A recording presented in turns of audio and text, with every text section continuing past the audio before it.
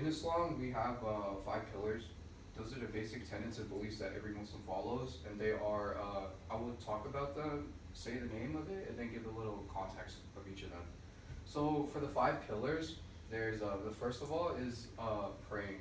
That's called salah. So in salah, you just have to do your ritual praying in the Arabic tongue for five times a day, which is in the noon, the morning, afternoon, evening, and then late night as well.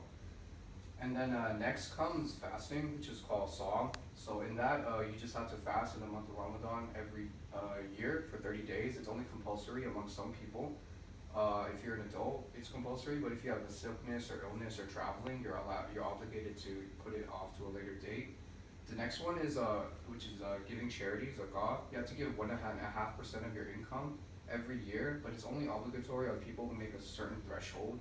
So if you're among the lower working class, you're not obligated to give it, or if you're in the really low class, you don't have to give it either. There's also Hajj, which is a pilgrimage. You can do it once a year. It's not compulsory if it's not a financial obligation, but it's very good. And then you can also have somebody else complete it for you.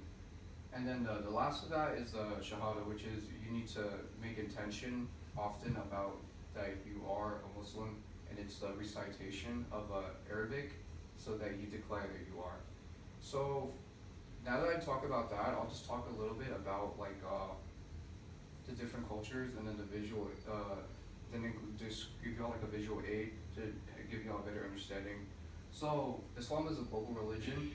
There's many denominations, and then there's many cultures that follow it differently. So I talked about the basic tenets and beliefs, but when it comes to style and dress, they're very, very different, and then they have very different cultures, food, and ethnicities. So now I'll show you guys. This is like the Arabic style of dress. It's a lot longer, and you can put it over your clothes, and this is the male version. It's typically long sleeve. You can see it in black, white, and contemporary colors like that. And you would just wear it over your clothes, almost like an overall. And I'll also show you, so this is gonna be the Pakistani style of dress. This is a bit longer. It's two pieces, not a one piece. They can have different color variations, but you can see that it's a bit different. You can sit down now. Okay. And that is very different but it's also the same. So as you can see, it's very different. There's differences, but there's also you all follow the same beliefs. So since you have a better knowledge now, you can understand that they're very similar to basic other Abrahamic religions, and that you can also see that compared to the other Abrahamic religions, it has a lot of similarities. There's the belief in one God. You also have just the different prophets. So under Islam, you do believe in certain aspects of Christianity and Judaism, but they're going to be not the same because it's been changed. So we say that you only follow what is similar, but there's a lot of differences.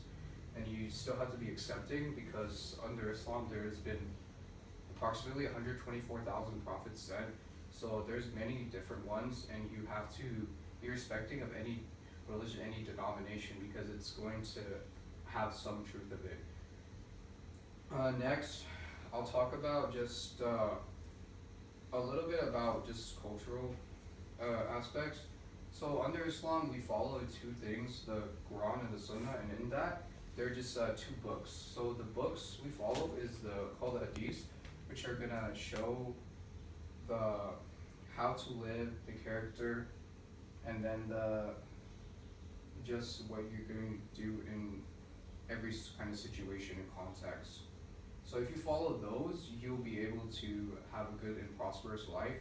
So under that, we will be able to. That's why we will be able to live a prosperous life and enter and get salvation in paradise. So with that, we say to. So some of the things we do might seem a little backward, but we're following the context and everything that we followed back then. So it may seem a little backward, but we're doing the right thing, and we can cooperate with like modern innovations, but we have to follow that in a nutshell. So with everything I said, I'm just going to conclude about how that if you have this knowledge I told you about the 5 pillars and the basic tenets, and then after that, that if you understand it, and then now next time you approach a situation, you can be more accepting, be tolerable, understand, and then maybe this will give you a little bit more curiosity to delve more into the context and everything that is Islam.